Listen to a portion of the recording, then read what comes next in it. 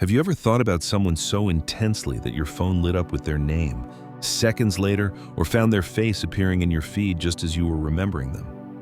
Maybe you woke up one morning with an ache in your chest you couldn't explain, only to learn later that the person on your mind was going through something heavy at that very moment. We often call these coincidences, but Carl Gustav Jung had another name for them: synchronicities.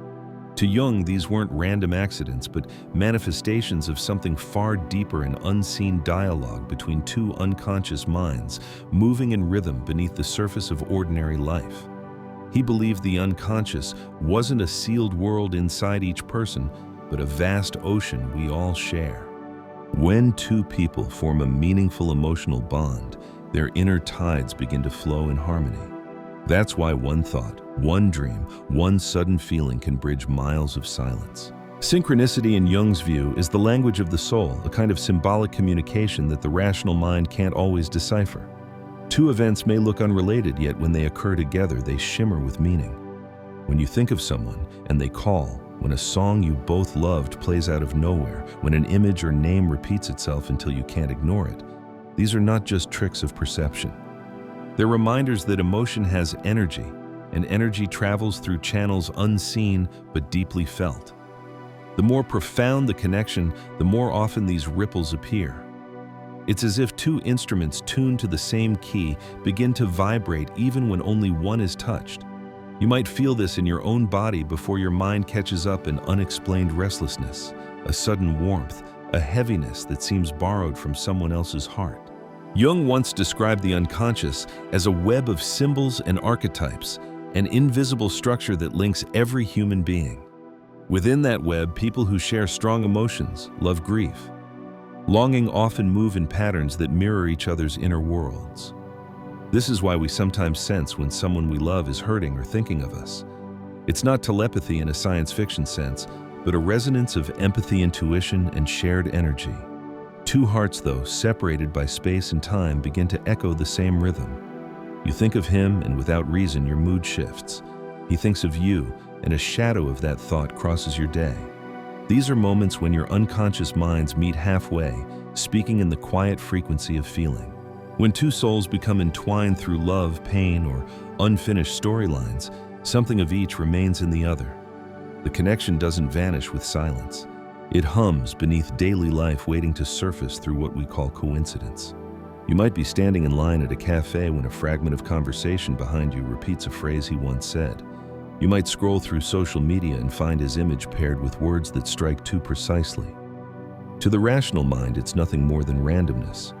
But to the soul, it's the world whispering back a memory you've both left unresolved. Jung believed the unconscious tries to heal itself through symbols, dreams, and synchronicities. When two people are bound by unspoken emotion, the universe seems to conspire to bring that emotion into awareness, not always to rekindle love, but to complete understanding. This is why emotional shifts can feel so sudden and unexplainable. You're calm one moment, and the next you're overcome by longing or sadness with no clear source. It could be that something in him stirred an old memory, a fragment of regret, and that ripple reached you. Jung would say your unconscious recognized the movement before your intellect did. In those moments, the best response isn't panic, but presence. Pause and ask, is this feeling mine, or could it belong to the invisible bond I share with another? Sometimes what we feel is not just our own story, but the echo of someone else's inner storm brushing against us. Such resonance isn't always soft. When a connection carries unresolved emotion, love that couldn't be spoken, fear that couldn't be faced, it may show up as tension or confusion. The heart feels both drawn and guarded. Jung often warned that what we repress doesn't disappear. It acts from the shadows, shaping our moods and choices until we confront it. Emotional synchronicity can therefore become both a gift and a challenge. It reveals that love exists beyond the physical, but it also asks us to take responsibility for the energy we continue to exchange. Because even silent connections have consequences. At times, these inner signals become so tangible, they spill into the outer world. You may think of him, and the next moment something happens that seems to speak his name, a song, a message, a sudden encounter. Jung defined such moments as causal connections, events tied not by cause and effect, but by meaning. To the outer world, they are separate, but within you they align perfectly like two puzzle pieces finely touching. The more emotionally charged the relationship, the stronger this magnetic pull of coincidences becomes. You feel him in the atmosphere of your life, and he consciously or not feels you too. Dreams often carry this dialogue further. When the conscious mind falls silent, the unconscious begins to speak in images and sensations. You might dream of him, not because you miss him, but because something unresolved between you seeks understanding.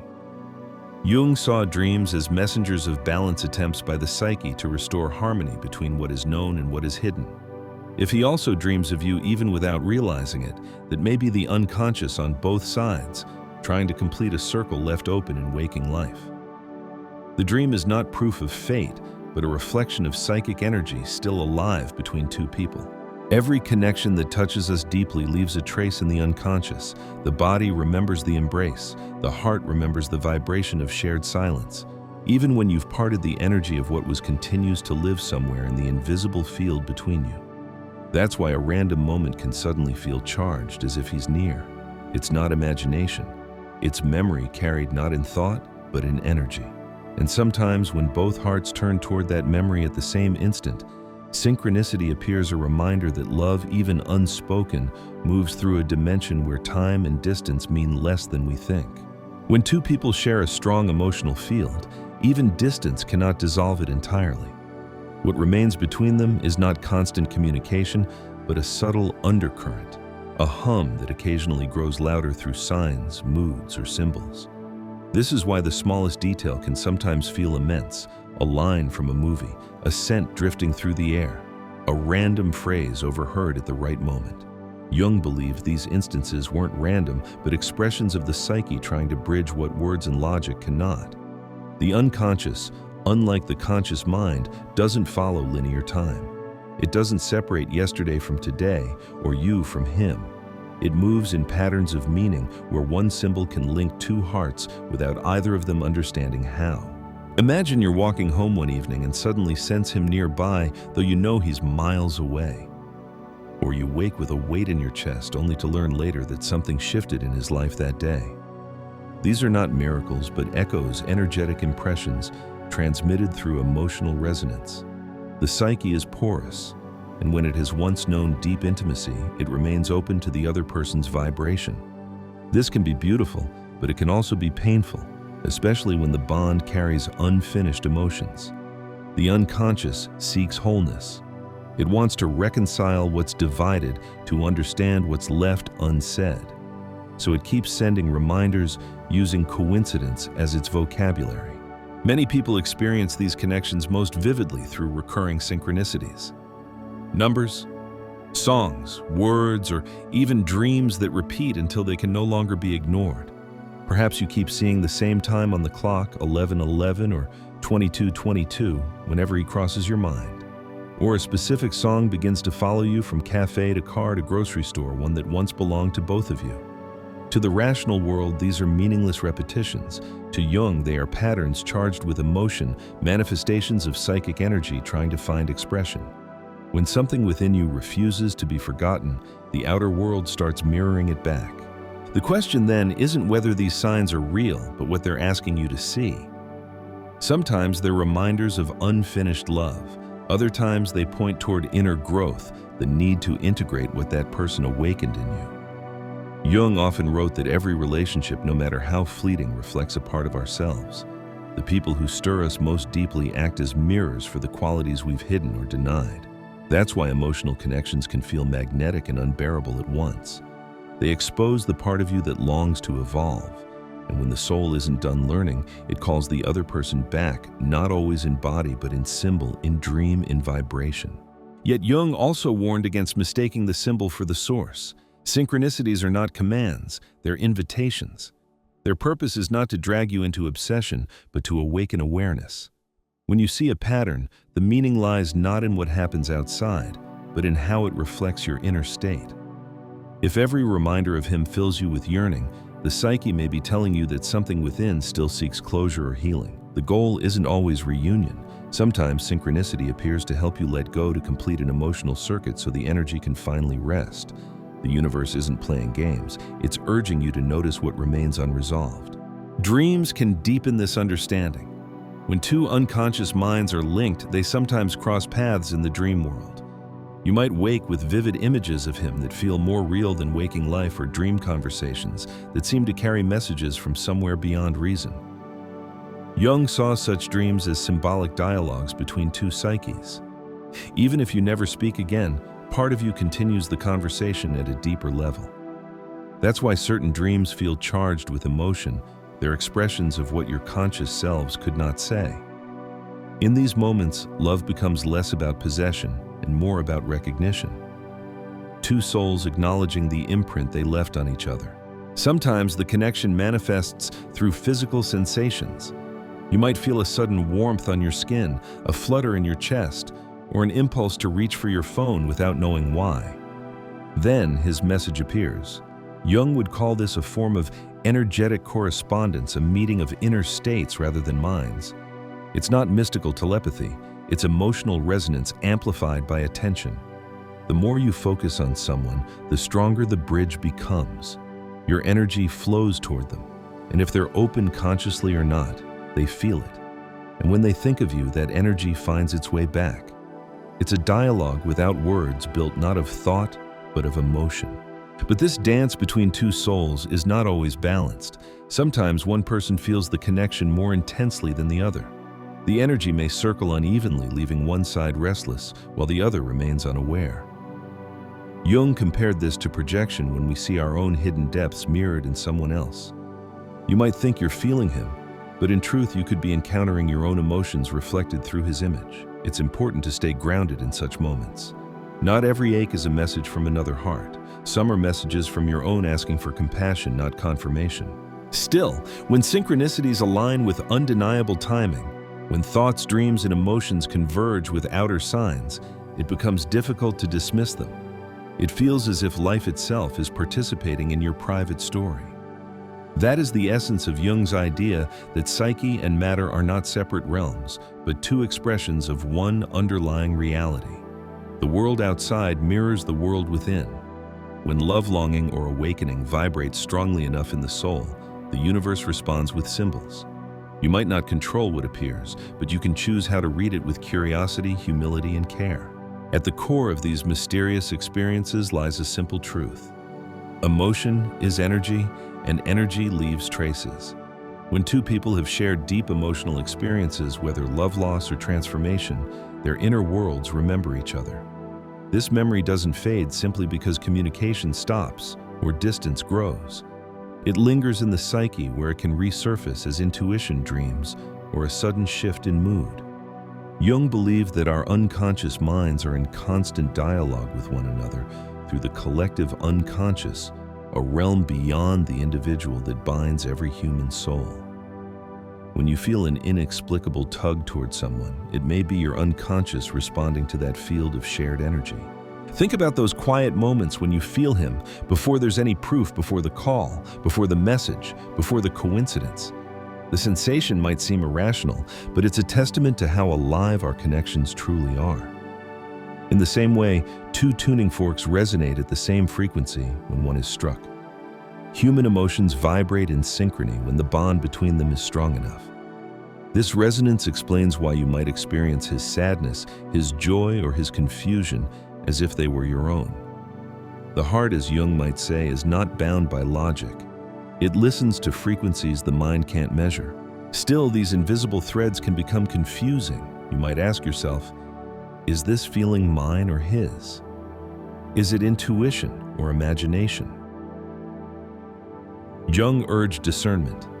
He saw the unconscious as both wise and deceptive, a realm filled with truth, but also projection. To navigate its messages, he advised reflection rather than reaction. When you sense his presence or notice synchronicities clustering around you, pause. Ask what emotion they awaken. Are you being invited to reconnect or to release? The difference lies in how these signs make you feel. True synchronicity expands you. It brings clarity or peace. Obsessive coincidence tightens you. It feeds longing and illusion. The universe rarely shouts. It whispers, and only the quiet mind hears the meaning. The power of synchronicity often intensifies in silence. When words stop, when contact fades, that's when the connection reveals its depth. Silence can be heavy because it's not truly empty. It's filled with everything unsaid. You might feel his absence like static in the air, sense that something wants to reach you but can't. Jung described this as the psyche's compensatory nature. What we suppress in one realm, the unconscious expresses in another. If communication is blocked, it may appear as energy intuition or dreams. Silence in this sense isn't an ending. It's a field where the unconscious continues to speak. Sometimes this communication feels like anticipation. You sense he will return, and then he does. You dream of him one night, and the next day his name lights up your phone. These moments can feel uncanny, as though you glimpsed the future. Jung suggested that the unconscious can sometimes perceive patterns before the conscious mind can interpret them. It isn't fortune-telling, it's sensitivity. You're picking up on cues beneath awareness, subtle energies or decisions forming in the background of another person's psyche. When the emotional bond is real, these intuitions often precede external confirmation. It's the psyche's way of saying the story between you still vibrates with unfinished meaning. Yet even as you feel this connection, it's crucial to remember that such resonance doesn't always imply destiny. Sometimes the purpose of a profound connection is not reunion, but transformation. Jung believed relationships are the crucibles of individuation, the process of becoming whole. Each person we love or lose reflects a part of ourselves we need to integrate.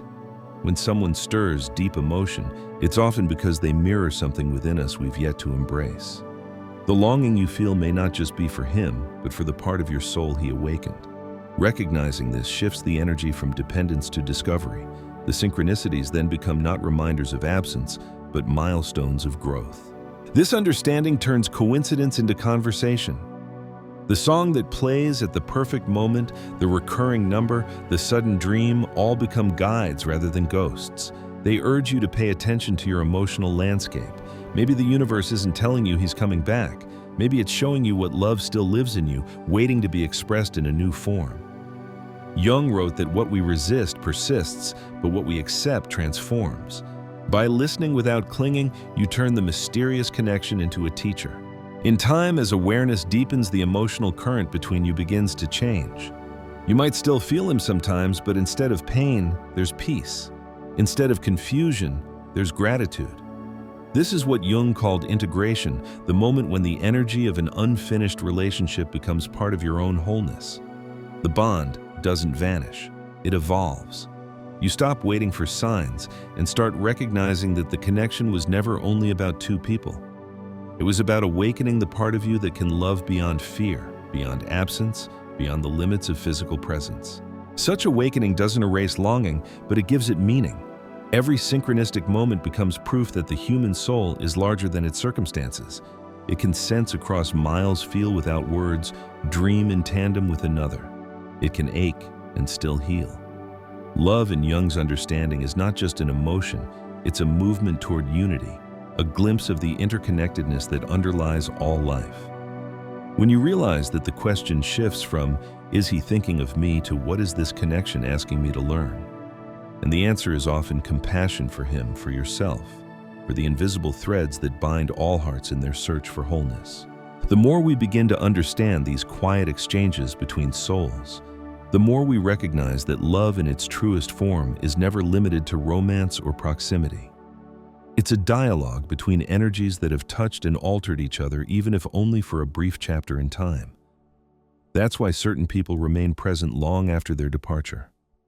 Their energy imprinted upon ours, and that impression becomes part of the unconscious landscape we carry forward. Jung would call this psychic residue not a burden, but an invitation to understand what the relationship awakened in us and how it continues to shape the person we're becoming. When you feel him in sudden flashes, his face rising in memory without warning, his voice echoing through a song, his presence hovering in the silence, it may not be that he's literally reaching for you at that moment. It may be that your soul is revisiting an emotional vibration still unfinished. The psyche often circles back to its deepest imprints until they are understood. That's why certain bonds feel eternal. They are lessons still unfolding. If you sense him when you least expect it, take it as an opportunity to listen inwardly rather than outwardly. What emotion accompanies his image? Longing, gratitude, regret, tenderness. Each feeling points to a fragment of your own unconscious seeking integration. Jung believed that relationships are mirrors of the psyche, reflecting both our light and our shadow. When you feel an invisible connection with someone, that person may represent an aspect of yourself you're being asked to reclaim. The man who stirs deep love might embody your own unexpressed compassion or creativity. The one who evokes conflict may mirror your disowned strength or boundaries. This doesn't make the connection less real, it makes it sacred. The other person becomes the soul's mirror, and the synchronicities surrounding them become messages from your deeper self. But the mind craving certainty often misinterprets these signs. It wants to know what they mean, if he's thinking of you, if destiny will bring you together, if love will be rekindled. Jung would say that the unconscious rarely speaks in direct answers. It speaks in symbols, and symbols are ambiguous by nature. Their value lies not in prediction, but in revelation. When you see a sign that reminds you of him, the important question isn't what will happen between us, but what is being reflected within me right now. Perhaps the universe isn't foretelling reunion. Perhaps it's reflecting your capacity for connection, showing that love still moves through you, even when silent. The danger of such mystical experiences is that we can become trapped in them, mistaking emotional resonance for destiny. Jung warned that the unconscious, when misunderstood, can lead us into projection, seeing external meaning where the real message is inward. The antidote is awareness. When a sign appears, acknowledge it with gratitude, but don't chase it. Let it pass through you like wind through an open window. The moment you grasp too tightly, the meaning dissolves. Synchronicity is not meant to prove control, it's meant to awaken presence. Over time, if you continue to observe these patterns without clinging, you'll notice something extraordinary. The connection begins to transform.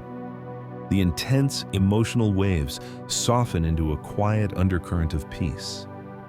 You might still think of him, but without the old ache. His image no longer wounds, it reminds. The song that once made you cry now fills you with warmth. The recurring number that once felt like a message now feels like a simple rhythm in the fabric of life.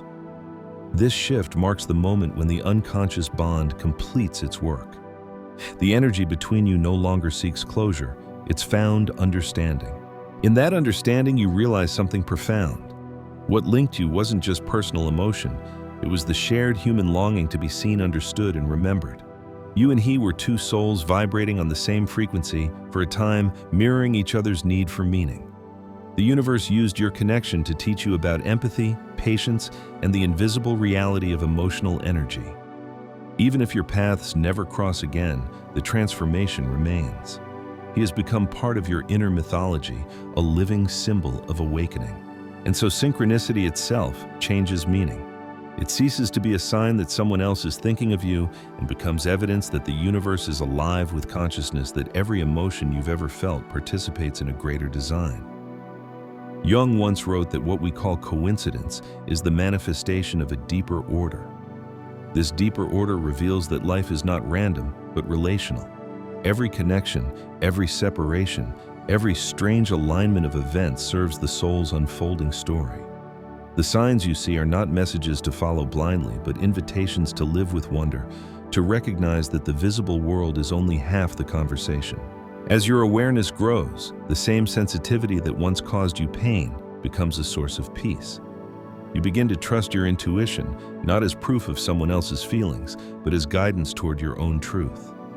You sense energy, notice patterns, hear the quiet voice of the unconscious, and understand that it all flows toward wholeness. Whether or not he feels you too, what matters is that you've learned to feel yourself more deeply.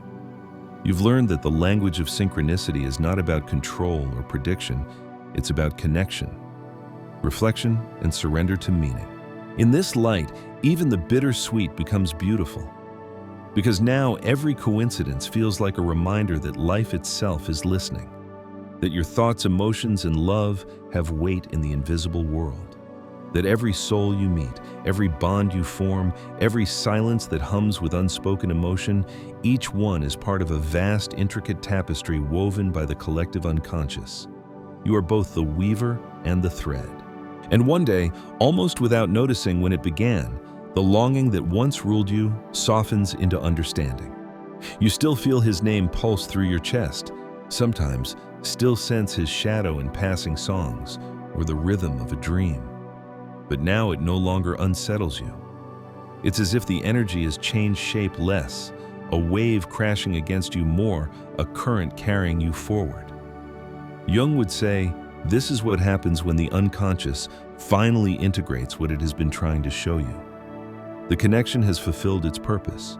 It no longer asks to be chased. It becomes a source of quiet strength, a reminder that you once touched something real, and that reality continues to live within you as awareness. In this space of calm recognition, the world itself begins to look different. You start noticing synchronicities, not as proof of someone else's attention, but as reflections of your own alignment. When your inner life becomes balanced, the outer world seems to echo its small coincidences that reassure, rather than confuse, moments that confirm you are exactly where you're meant to be. This is the final gift of emotional resonance. It teaches you how to read the universe, not with fear or longing, but with trust. What once felt like loss transforms into connection, not with one person, but with the whole fabric of life.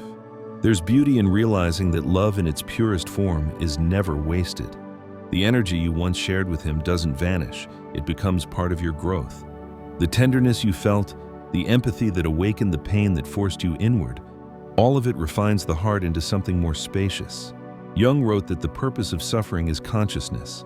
Through the ache of separation, you've gained the ability to see connection everywhere in the way light catches a window in a stranger's kindness, in the song that arrives at just the right moment. Synchronicity now speaks a broader language, one that says the universe has always been participating in your becoming. And perhaps somewhere beyond words, he feels that too.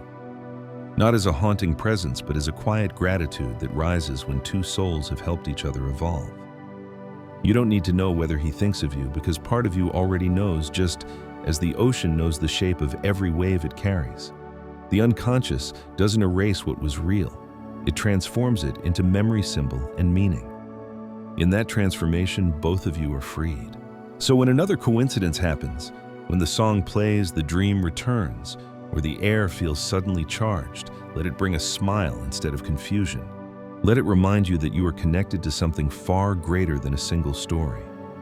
What you experienced was never just between two people. It was a glimpse into how consciousness itself weaves us together. Every bond, even those that never find closure, contributes to the collective rhythm of awakening.